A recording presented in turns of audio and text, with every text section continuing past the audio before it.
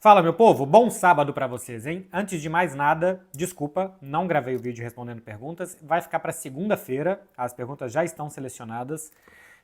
Eu tive doentinho ontem, tive febre e tal, tava muito indisposto e não conseguia gravar, não conseguia nem ter carisma e nem muita disposição pra gravar. Hoje já tá tudo dentro do controle, então vou fazer prévia de Barcelona e Real Madrid desse domingo com informações e também algumas análises desse jogo. Então, fiquem ligados que as perguntas de vocês ainda poderão ser respondidas. Desculpa para quem não tomou café ou não pôde limpar a casa porque não tinha um vídeo para assistir. Larga a mão de ser mimado. Tô brincando, pode continuar sendo mimado e vindo aqui no canal ver se tem vídeo. Seguinte, gente, informações sobre os times.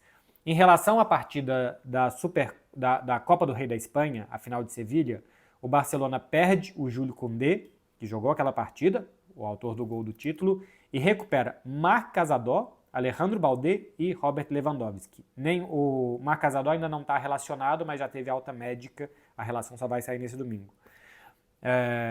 Nenhum deles deve ser titular, tá? O Hans Flick já deixou claro na entrevista que Balde e Lewandowski não serão titulares, que gostou do desempenho do Ferran e do Gerard Martin, então que eles vão continuar jogando. A ideia é que seja exatamente o mesmo time que jogou em Milão. Chesney, Eric Garcia, Pau Cubarsí, Inigo Martínez e Gerard Martin, Frenkie de Jong, Pedri e Dani Olmo, Rafinha, Lamine e Ferran Torres. Do lado do Real Madrid, não está o Rüdiger, é a grande diferença em relação a... Bom, o Mendy tinha começado jogando também aquela final da Copa do Rei e não está, e o Alaba também, que nem jogou, não está. O Alaba faz diferença porque sem o Alaba o Real Madrid vai precisar improvisar o Tchouaméni na defesa, mas perdeu em relação àquele jogo o Rüdiger e o Mendy, já se juntando aos outros problemas de Militão, de Carvajal, que tinha na defesa, de Camavinga, que já era um problema de meio campo também, e agora também com Davi Alaba. Sem esses jogadores, falta basicamente peças para o Real Madrid montar e depois, durante o jogo, remontar o time. Vai ser o Courtois no gol, o Lucas Vázquez na lateral direita, o Fran Garcia na esquerda, no centro da defesa, Raul Asensio e Tchouaméni, no meio campo, e aqui pode ter alguma dúvida, mas Valverde, Ceballos, Bellingham, é o que eu acredito, que esses três jogam, Modric para segundo tempo, Brahim para segundo tempo, e depois eu acho que vai jogar o Arda Güler, pelo que ele vem jogando, por como ele entrou no clássico contra o Barcelona, com Vinícius e o Mbappé na frente. Rodrigo para segundo tempo, Modric para segundo tempo, Brahim para segundo tempo, basicamente essas as opções do Real Madrid de mudar o jogo na segunda etapa. As informações do jogo são essas. O Barcelona tem 4 pontos de vantagem em relação ao Real Madrid, faltando 4 rodadas. Após o clássico, a tabela do Barça, na minha opinião, é bem mais difícil do que a tabela do Real Madrid. O Barcelona joga um clássico com o Espanhol no meio de semana fora de casa. É muito difícil jogar com o Espanhol fora de casa por como eles são e tal. Existe um componente que torna o jogo para o Barça pior do que para outros adversários, pela rivalidade existente. E o Barcelona tem muitos jogadores da casa e essa rivalidade pesa mais quando os jogadores são daqui. Depois o Barcelona recebe o Villarreal no próximo final de semana. O Villarreal numa batalha direta com o Betis pelo 5º lugar e por uma vaga na próxima Liga dos Campeões.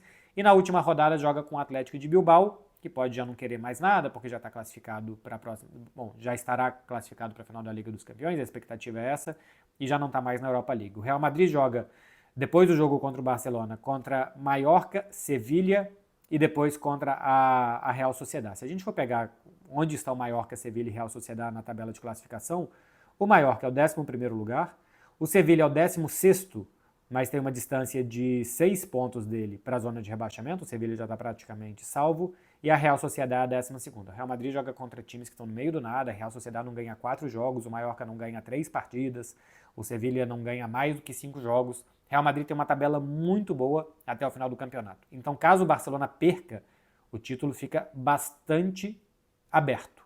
Se o Barcelona não perder, se mantiver 4 pontos de vantagem para o Real Madrid, aí eu acho muito pouco provável que o Barça tropece 2 vezes nos últimos 3 jogos para perder o título, mas que o Barcelona ainda pode tropeçar pelo menos uma vez, eu acho que é sim factível. A questão é se não tropeçar no clássico e se vencer o clássico, né? Se abrir 7 pontos, aí já era. O Barcelona vai ser campeão. Mas o título espanhol para mim está bem mais aberto do que algumas pessoas sugerem, que é só uma burocracia para o Barça ser campeão espanhol.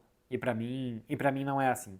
Eu vou mostrar o campinho magnético e essa prévia que eu acho que talvez ela não seja tão completa como outras, porque já é o quarto clássico da temporada, a gente já viu esses times jogando 1 milhão de vezes nessa temporada e também entre eles muitas vezes, mas eu acho que tem uma coisa que é curiosa para mostrar aqui, diferente das outras, que é o Real Madrid, nos 3 clássicos que a gente teve, só venceu o Barça um tempo. Né? Santiago Bernabéu foi 0-0 e 4-0 no segundo tempo. Depois na Supercopa foi 4-1 primeiro tempo e depois 1-1 segundo tempo, no total 5-2. Na final da Copa do Rei, 1-0 primeiro tempo. No segundo tempo, 2-1 para o Real Madrid, com o Barcelona tendo que buscar, faltando 5 minutos, aquele gol do Ferran Torres. Na prorrogação, 0-0 e 1-0 Barça.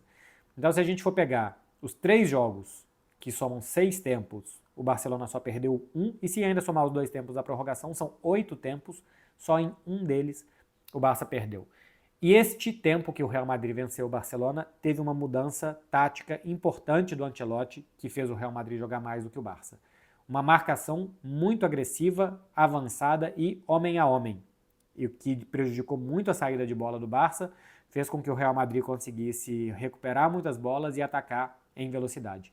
Também essa marcação muito agressiva e muito lá em cima fez com que o Lamine Yamal tivesse o espaço para lançar o Ferran Torres entre Rüdiger e Courtois, para o Ferran fazer o gol de empate aquele dia. Então é claro que tem seus pontos positivos e seus pontos negativos essa marcação do Real Madrid. Eu acho que é a melhor forma de parar o Barcelona, tá? O que é muito arriscado, porque é difícil, porque se o Barcelona consegue sair jogando e tem espaço para correr, é um time que corre muito bem, dá espaço para o Barcelona é um problema, mas eu acho que é mais problema ainda ficar esperando o Barcelona lá atrás. Se a gente for pegar a Inter de Milão, por exemplo, os momentos que ela teve melhor do que o Barça, o segundo tempo em Barcelona e o primeiro tempo na Itália, foi quando a Inter marcou em cima, tentou recuperar a bola antes que ela chegasse para Lamine Yamal correr, para Rafinha correr e para Ferran correr. Eu acho que é isso que o Real Madrid deve tentar fazer, ou deveria tentar fazer. Se eu fosse o Ancelotti, é o que eu faria. Tem uma questão aqui, que é a ausência do Rüdiger mexe no posicionamento do Tchouaméni e mexe no posicionamento dos outros meio-campistas. Tem um efeito cascata no Real Madrid, não tem o Rüdiger, então o Tchouaméni tem que ser zagueiro, então falta um volante, então como que vai armar o time para pegar o Barcelona individualmente? Porque o encaixe muito importante que o Real Madrid, na minha opinião, precisa fazer é que o Bellingham seja o marcador do Pedri.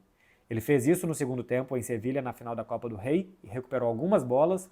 Eu acho que, inclusive, a falta que gera o gol de empate do Real Madrid é uma bola que o Bellingham recupera em cima do Pedri, que passa para o Mbappé. Ele sofre a falta e dali sai o gol de falta, né? Eu acho que deveria ir por aí o jogo do Real Madrid, e o jogo do Barcelona eu acho que vai ser muito parecido com o que a gente está acostumado a ver, que é avançar muito rápido, que é entregar a bola para o Lamine para ter 1 contra 1, se tiver espaço nas costas da defesa do adversário, lançar Rafinha e lançar Ferran, quem sabe até lançar Dani Olmo também. Quando se plantar no campo de ataque, ter um pouco mais de calma para achar o espaço e aí sim 1 contra 1 mais controlado, porque quando você faz isso com mais calma, sua defesa está mais preparada para um rebote e uma corrida do adversário. O fato de não ter o Condé acho que atrapalha muito o Barça, porque o Condé foi muito bem nos duelos com o Vinícius em toda a temporada. O Eric Garcia a gente ainda não sabe, então o Condé é um defensor bem mais rápido do que o Eric, também pode ser um problema para o Barcelona. Não é porque o Real Madrid não está bem nessa temporada que ele não tem 2 super atacantes, né? Vinícius e o Mbappé continuam sendo 2 grandíssimos atacantes e podem ser um problema muito grande para o Barça. Então, eu acho que a chave de como pegar esse Barcelona o Real Madrid teve no segundo tempo da final da Copa do Rei. Vou mostrar para vocês o problema que pode ser encaixar a marcação do Bellingham no Pedri, que eu acho que é o principal problema. Ó, o Barcelona está de azul, o Real Madrid está de branco. Eu preciso sempre pegar aqui alguma coisa para ser a bola. Esse pontinho preto aqui. Quando o Barcelona quiser sair jogando desde a defesa, que eu acho que é onde o Real Madrid vai apertar mais, e por que essa situação aqui vai acontecer muitas vezes? O Real Madrid vai acabar as jogadas e o Barcelona vai recomeçar elas. E a intenção do Real Madrid é que o Barça não recomece as jogadas bem, né?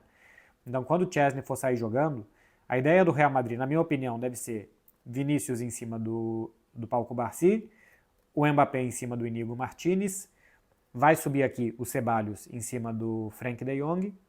No Pedri, em teoria, fica o Valverde, para o Bellingham ficar do outro lado com o Eric Garcia, o Arda Güler com o Gerard Martin, fica Rafinha com Lucas Vázquez, Lamine Yamal com Fran Garcia, o Ferran com um dos zagueiros e o Dani Olmo mais ou menos livre. Se o Dani Olmo vai correr por aqui, esse zagueiro aqui vai com ele e o outro fica no Ferran, o encaixe 1 para 1, encaixe individual como fez o Real Madrid no segundo tempo da final da Copa do Rei.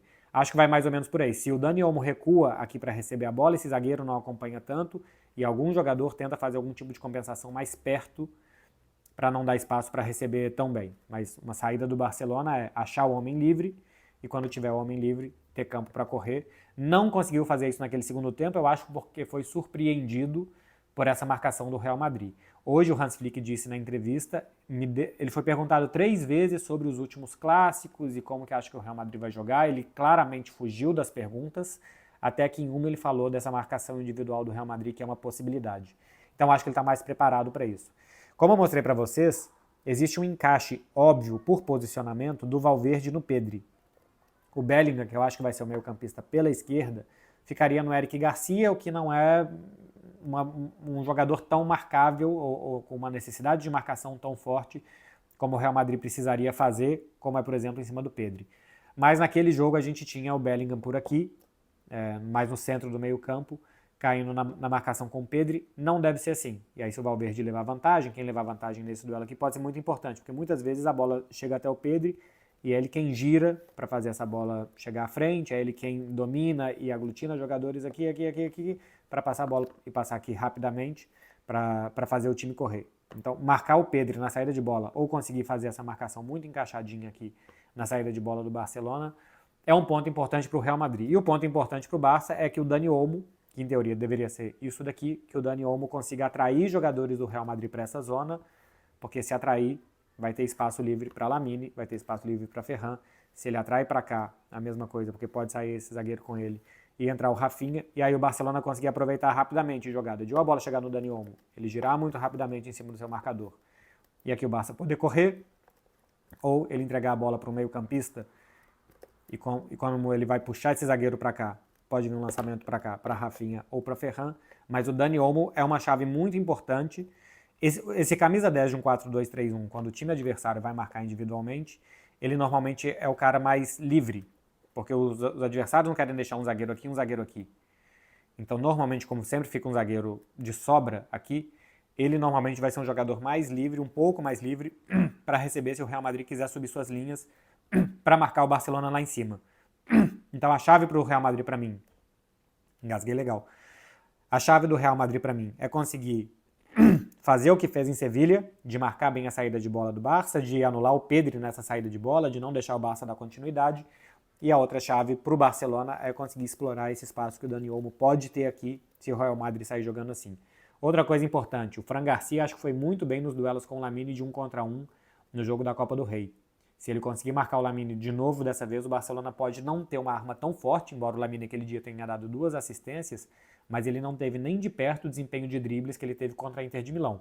Se o Lamine tiver um desses dias e ele conseguir receber bola aqui para pegar o Fran Garcia em velocidade, pode ser uma boa. E por que eu não acho que é uma boa para o Real Madrid se plantar aqui atrás como ele fez? Porque em vários clássicos da temporada ele tentou fazer isso e não conseguiu. Porque os atacantes do Real Madrid acho que tem uma entrega defensiva muito ruim e muito pequena, que faz com que o Barcelona consiga, em vários momentos do jogo, gerar isso daqui, ó. Que é os 4 meio-campistas olhando para esses 3 meio-campistas do Barça e mais quem avançar por aqui, né? E mais os laterais quando eles avançam. E os 2 atacantes nos 2 zagueiros. Só que aqui o Barcelona muitas vezes gera uma situação de 4 contra 4 e mais um. E aí num atacante por dentro aqui, normalmente esse atacante vem por dentro. Então o Barcelona consegue ter muito mais jogadores por dentro do que o Real Madrid, tem muita paciência para tocar a bola até achar os espaços. Isso daqui eu acho que também pode ser um problema sério para o Real Madrid, porque os atacantes deveriam fechar aqui também, deixar os zagueiros um pouco mais livres e só bloquear aqui e ajudar a bloquear esses passes aqui também. E a gente viu muito pouco de Vinícius e Mbappé nos outros clássicos com essas ajudas. E o Ancelotti tentou deixar o Bellingham um pouco mais à frente, que o Vinícius fosse no Condé na Supercopa, não deu certo. Tentou usar o Rodrigo também do lado, não deu certo. Então, marcar atrás o Real Madrid não conseguiu o Barcelona. Foi muito passivo, foi pouco agressivo mesmo, fez com que o Barcelona rodasse a bola com muita facilidade, com muita tranquilidade também, que envolvesse o meio-campo do Real Madrid. O primeiro tempo da Copa do Rei foi assim, praticamente os outros todos os jogos foram assim também, e quando o Real Madrid foi melhor, foi quando ele subiu, e não quando ele desceu. Então, o Real Madrid precisa ser agressivo, o Real Madrid precisa ser muito corajoso contra o Barça. E o Barça precisa aproveitar que o Real Madrid vai subir, e é uma matemática muito simples, né?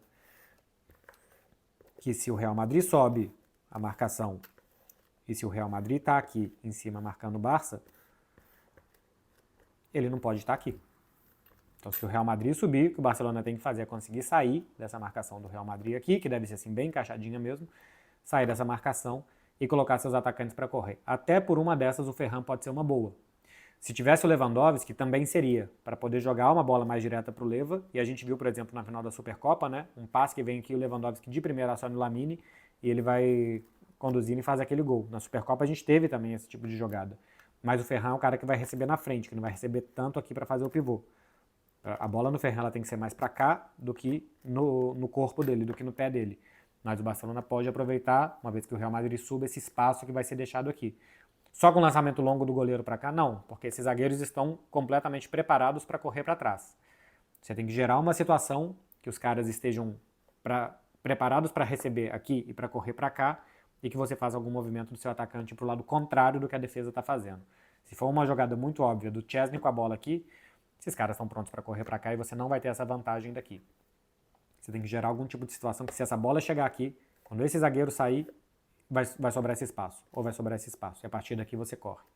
É o que o Barcelona tem que fazer, e é o que o Real Madrid tem que fazer, e é o que eu sempre digo para vocês. Se eu sei, os técnicos sabem muito mais. Carlo Ancelotti e Hans Flick sabem muito mais e muito melhor do que eu, eles têm mais qualidade e quantidade de informações para fazer isso daqui. Outra coisa boa que o Real Madrid pode tentar fazer, que eu também acho que é uma das chaves boas da partida, é esse lado aqui com o Lamine é muito forte, né? Pô, encontrar um do Lamine é muito ruim.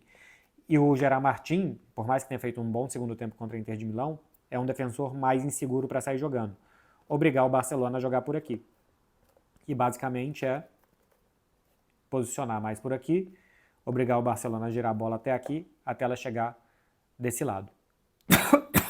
E quando ela chegar desse lado, o Real Madrid pode pressionar um pouco mais para gerar um erro por aqui. Então é tirar a bola da zona do Lamine, mandar a bola para a zona do Gerard Martin, tentar forçar um erro e que o Barcelona saia jogando pela esquerda e não pela direita. Se tivesse o Baldé, que ainda não está pronto para jogar 90 minutos, por isso vai começar no banco de reservas, o Baldé consegue sair bem em conduções e levar o Barça à frente. O Gerard Martin menos. Então numa dessas aqui o Real Madrid pode aproveitar. Se fator psicológico vai fazer diferença, se a derrota em Milão vai fazer diferença para o Barcelona, se o Real Madrid vai estar mais descansado ou não, isso de fato vai estar mais descansado. O Barcelona jogou 120 minutos na terça-feira. A gente tem que ver, o Barcelona pode usar o jogo de Milão como um combustível também, para terminar a temporada de cabeça erguida, com o título do Campeonato Espanhol, dando uma alegria para a torcida. O time claramente vai ser muito apoiado em Barcelona. A torcida do Barça está muito orgulhosa do que o time fez, apesar de não ter saído com a classificação. Então, fator psicológico, fator físico pode fazer a diferença. Mas também pode fazer, tirando o fator físico, que certamente não fará diferença a favor ao Barcelona, mas o fator psicológico pode ser os jogadores querendo dar uma resposta importante, os jogadores sabendo que eles estão no caminho certo para conquistar as coisas e conseguindo mostrar contra o Real Madrid mais uma vez. Só que isso é mais difícil de analisar, né? Porque taticamente a gente sabe os movimentos, a gente não sabe o que passa dentro da cabeça de cada um, são 11 jogadores diferentes fora os reservas e cada um tem uma mentalidade diferente, é mais difícil de avaliar por aí. Tá falado, meu povo? É isso, de Barcelona e Real Madrid. Se vocês quiserem entrar em kto.bet.br/Marcelo Beckler, eu estou deixando o link aqui também para deixar o palpite de vocês para esse super clássico espanhol que pode decidir La Liga, ou pode deixar La Liga bem perto de estar decidida. E se você for maior de idade e jogar só para se divertir, eu também recomendo que você faça isso. É a sugestão que eu deixo, simplesmente que você vá se divertir e vá brincar um pouquinho com um dinheiro que não vai fazer diferença nem se ganhar e nem se perder. Bom sábado, gente. Eu volto amanhã depois do jogo com a análise pós-partida. Imagino já com a garganta, com a voz e com todo o resto um pouquinho melhor. Valeu, gente. Tchau, tchau.